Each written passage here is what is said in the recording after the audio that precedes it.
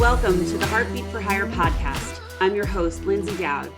My goal is to help train leaders and sales organizations how to manage and deliver results with empathy, compassion, and kindness. Let's get started.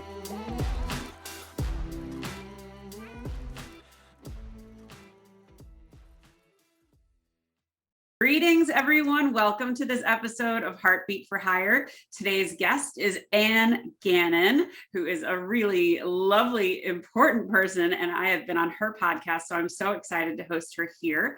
So let me tell you a little bit about Anne before we get started. So Anne is an entrepreneur, a college-level instructor, and former pro golfer turned CPA with 15 years experience in public accounting, and founded the Largo Group in 2016 with the goal of creating an innovative approach to accounting that works for the business owner. This unique approach continues to be the difference maker for many businesses all over the country. She also published her first book in 2021 called Never Again, an owner's guide to creating a resilient business during the COVID-19 pandemic recovery.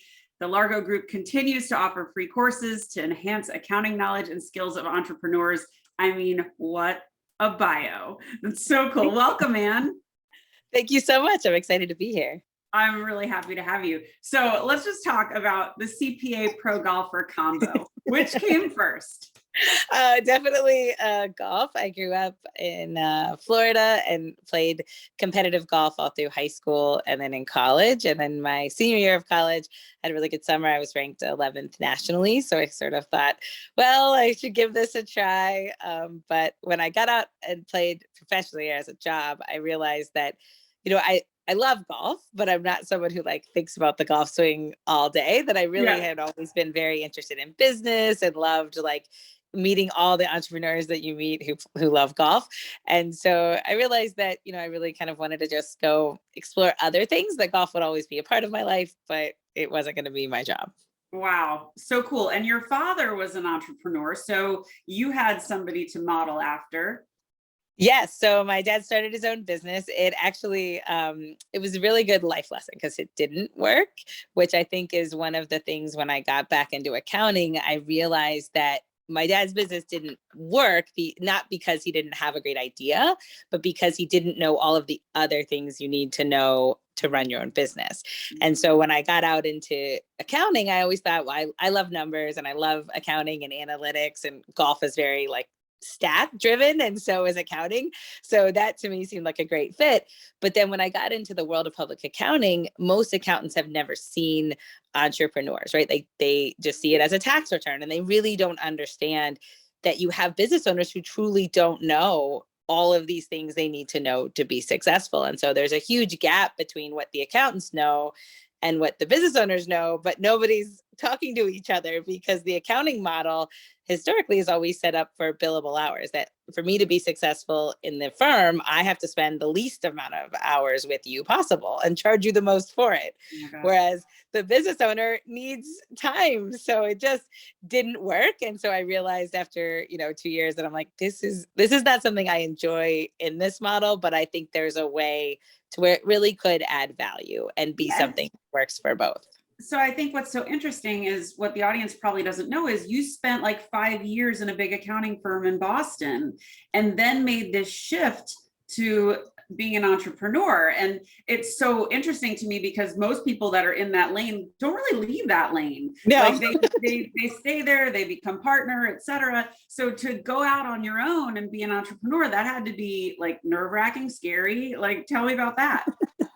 Yeah, I think I was never really the same as that mold, because even playing golf, I hadn't done accounting internships, or I had taken accounting classes, but I was also focused on golf at the time. So, I realized that, that world is very insulated to that world. Similar to lawyers, you could say the same thing, right? You're around other accountants and you sort of have this career path that's very straight and narrow. But to me, I always really was fascinated by people who are able to create something that didn't exist, right? So a lot of entrepreneurs, that's what's so interesting, is that you had this vision and you were able to just do it, and it never existed before, but yet you saw it.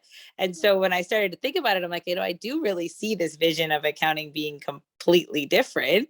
So, if you can get past the fear of like, wow, you're really going to go try and do something that no one else does, really seemed to be something that I really was driven, and inspired to do.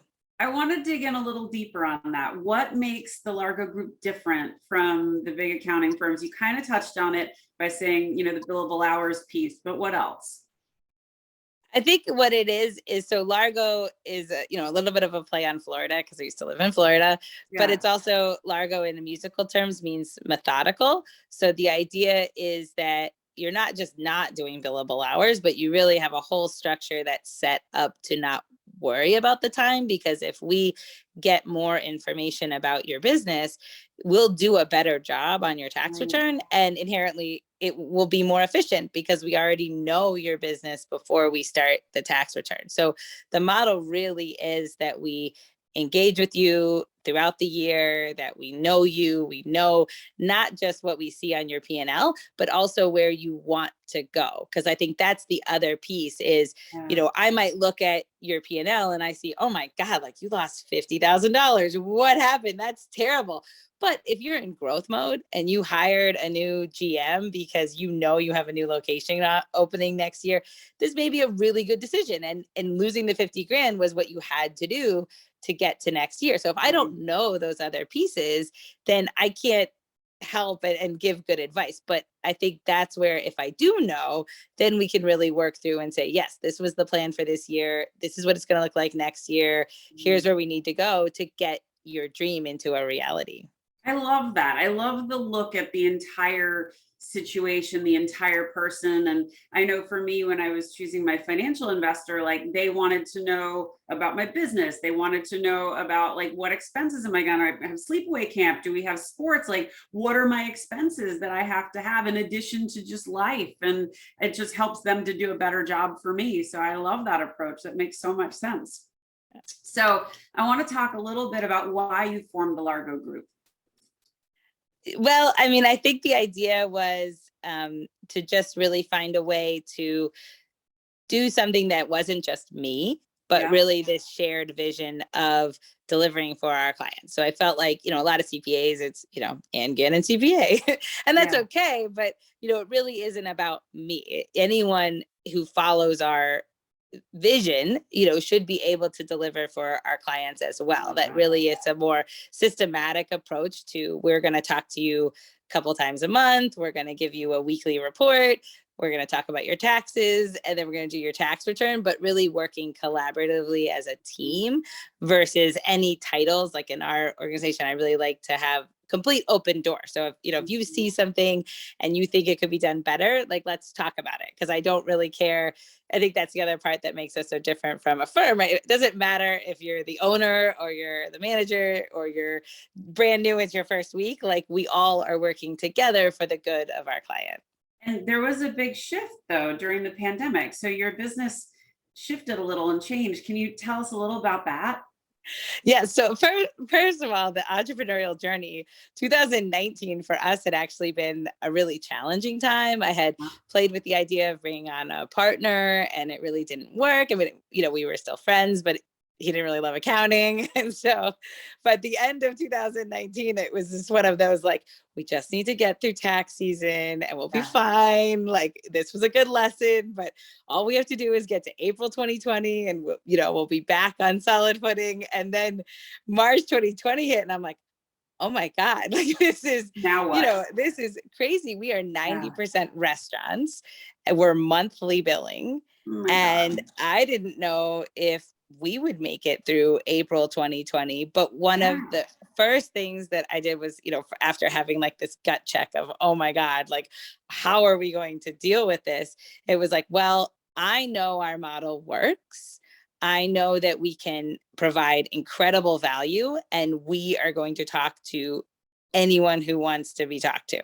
So we spent, I think it's for the next 80 hours a week on the phone for like all of 2020. We offered, free consultations. We switched all of our clients to weekly. I said, I don't care if I have all the information. I know you're, kind of out there client in the world of you're lost right now. That's okay. But I'm not just going to give you a monthly report and compare it to last month because that's irrelevant. But weekly is incredibly important because you need to know what your revenue needs to be every week to break even. Can you keep your management team? Do you have to downsize? Can you stay open? Like, what does that look like? And so we immediately shifted to weekly and then just started to do these mastermind groups a couple days a week, just get people talking. What are you seeing? What's working? And we had thousands of people signing in. But I remember the third week, we had like 20% less that signed in. And I remember the guy that I was doing it with said, that's because most restaurants only have 2 weeks of cash reserves that they're done. And people don't realize now, but they had to make it 5 weeks before the first government check hit their bank accounts. And with zero, like literally zero revenue, because nobody came in. Nobody, like pre-COVID, no one had Uber Eats. Like most independents did not know what deliveries platforms were. Like it was crazy what these people had to go through. And I mean, just hearing their stories, I mean, we were more inspired every day to just be like, let's go, let's figure it out. But even once they got the first check, people don't realize, but most people were telling or thought they had to spend the PPP in 8 weeks in order to get it forgiven. So some of our first conversations with people, even once they got the PPP program, was, this is your decision, but this is your largest asset. So if you don't feel like your business is going to be back to normal in 8 weeks, it's up to you, but you need to do what's right for you. And I mean, I give so much courage to the people who decided to just trust their gut and said, I'm going to do what's right for me. If it ends up being a loan, it's a loan. I'll deal with it.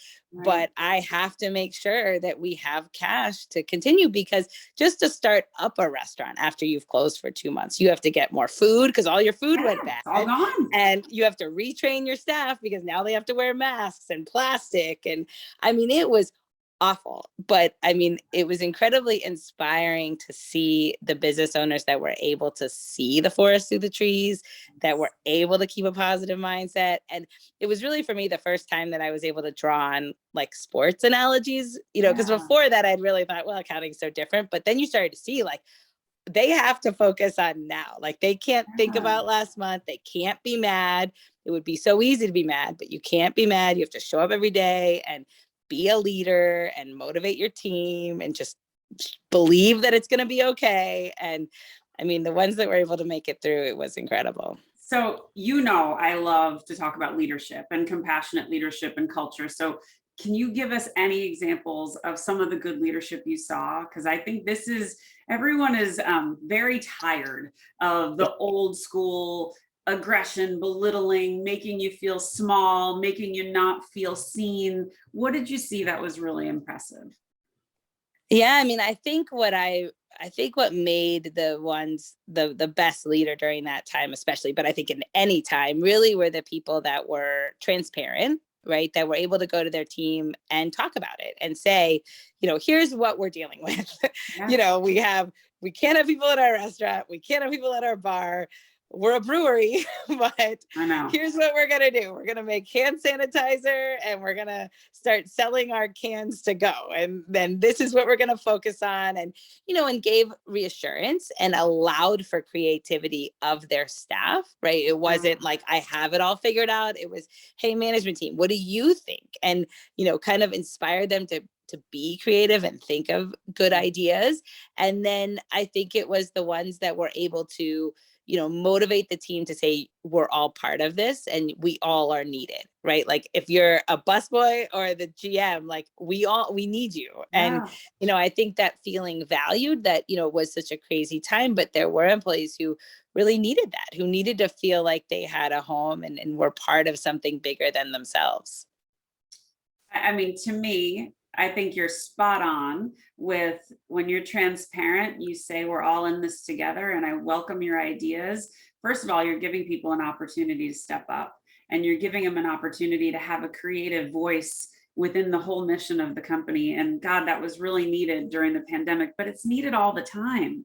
And when a leader recognizes that their people bring so much value, it changes the game for them. So I have a few friends that are restaurant owners, and I was, anytime I'm like, okay, it's takeout again tonight. I gotta support them. Whatever we could do to make sure they stayed, because we didn't want them to leave. They were a big part of our community. So yeah. I appreciate that. So can we move a little bit to your book? Because I want to talk about the inspiration and what's in it and who it's targeted towards.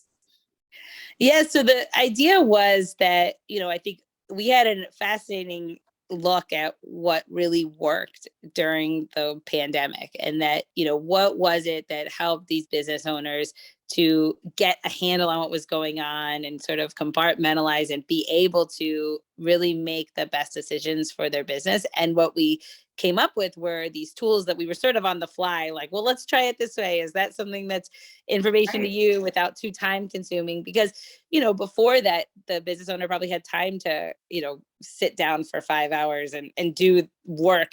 But, once COVID happened, I mean, they're on the floor, they're in the kitchen, they just didn't have the time, and yet you need this valuable information. So what we came up with was our toolkit, which really was, here's the 4 things that work, which is, really checking your cash flow every day, making sure as a business owner, you know exactly where your cash balance is, setting a forecast with your team that ties back to your cash flow, right? Not just your sales, but does that make you break even for the week? Does that make you profitable for the week? Like, what is that?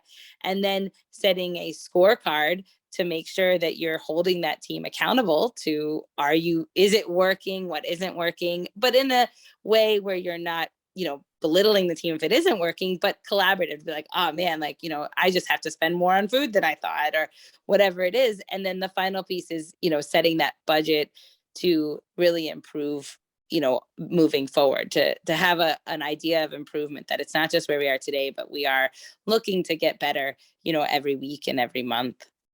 I mean, to me, like, there's no greater position to be writing this book. You got to observe so much, and you gave so much of your time and your team's time to help these businesses survive. So what a fabulous perspective, and what a gift you've given to the rest of the world. So if you're a restaurant owner and you're listening, go get that book. For hospitality too, because you have a lot of hospitality clients, right?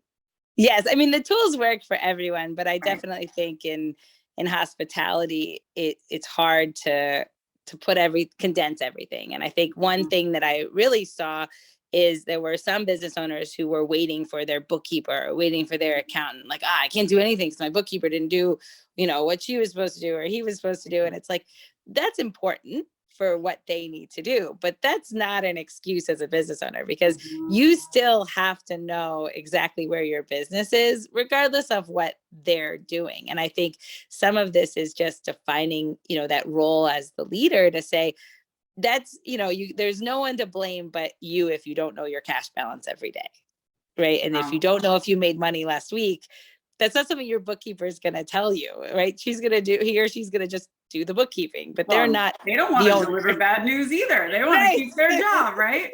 Right. So your father being an entrepreneur and you being an entrepreneur, what is the best tip and the biggest mistake you could make being an entrepreneur and getting started?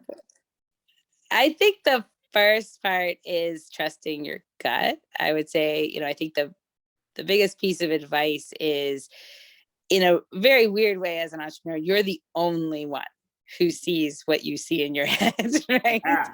I think that makes us all a little like out there, but you're the only one, right? Like, you're at a family gathering, to everyone else it's Saturday, and to you it's like the beginning of a new chapter. And right? Yeah, right. So you have to trust that it's okay that you're the only one who sees this, but that's your responsibility to the dream, is to turn it into reality. And I think, that also goes into the biggest mistake I see, is not trusting your gut, like not being afraid to not be all things to all people, but to be exactly what you want to be. How did you handle doubt?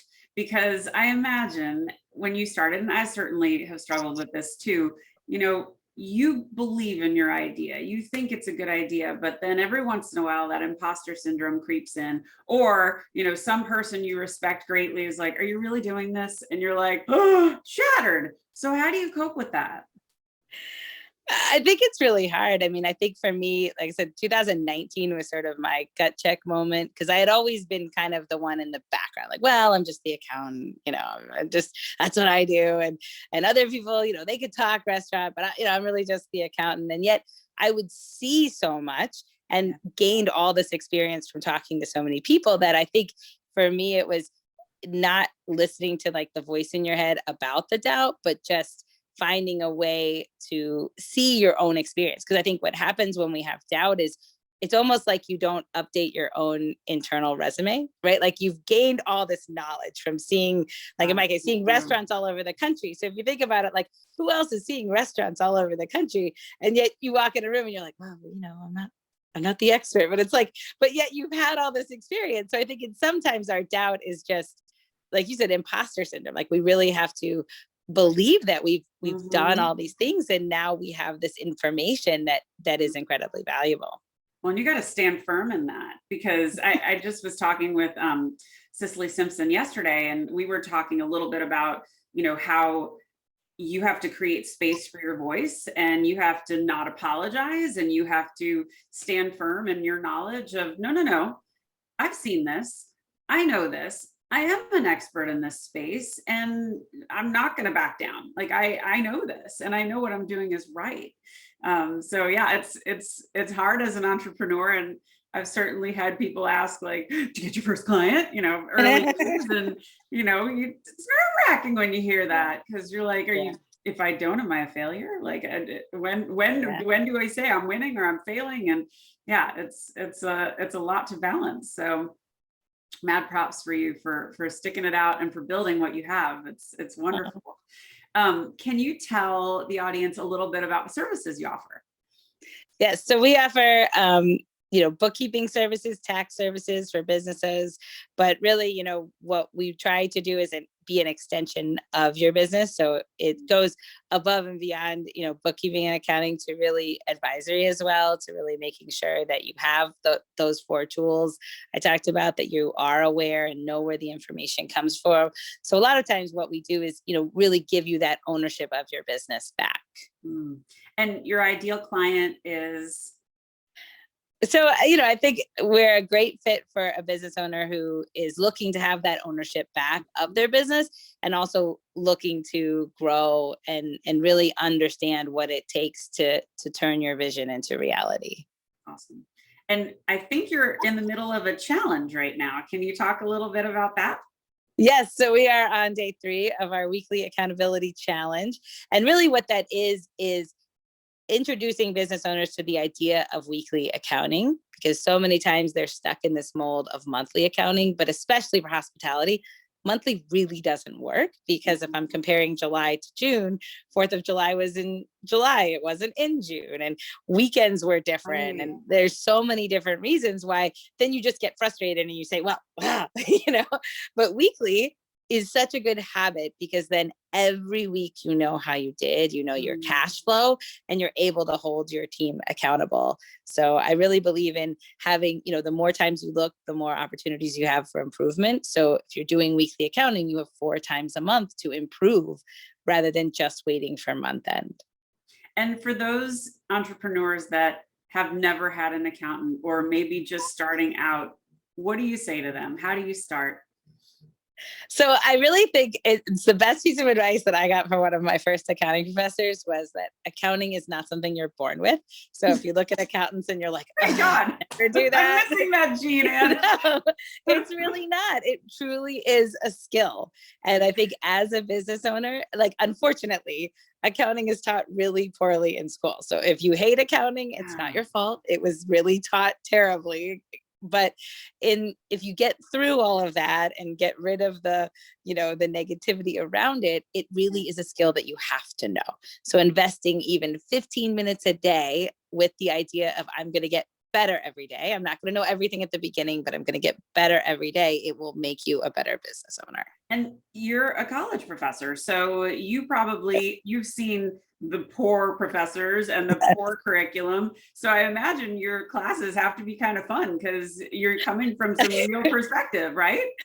Yeah, so I was. So I don't do it anymore, but I was up until a few years ago. But I realized how poorly it's taught in school. I think in college, what a lot of professors are, if you're not getting the A's on the test, they say to their students, "Oh, well, you're just not meant to be an accountant. That's okay." And you're like, that's not true. Everyone in this room needs to leave understanding accounting, because accounting is the language of business. How can you be a business major and not know accounting? So the entrepreneurial side of me wasn't great. I love that. So.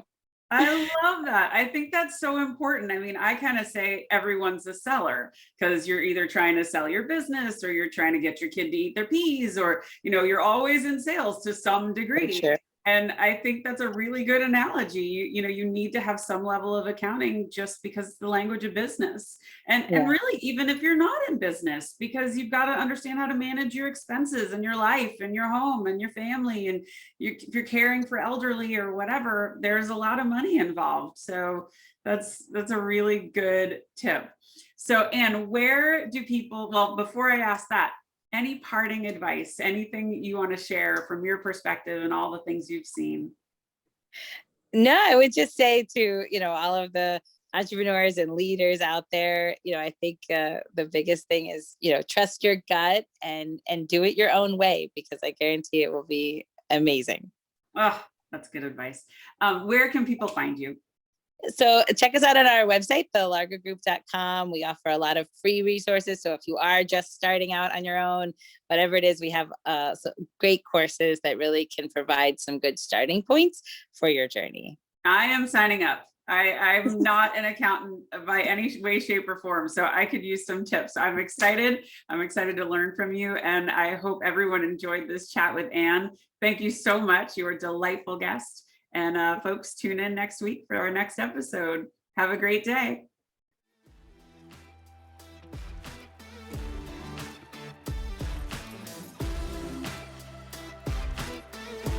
Thanks for listening to Heartbeat for Hire. If you like what you hear, I'd love it if you'd subscribe and leave a 5-star review. To keep the conversation going, you can find me on Insta or at LinkedIn at Lyndsay Dowd, H4H, or you can reach me at my website, heartbeatforhire.com. Thanks so much. Have a great day.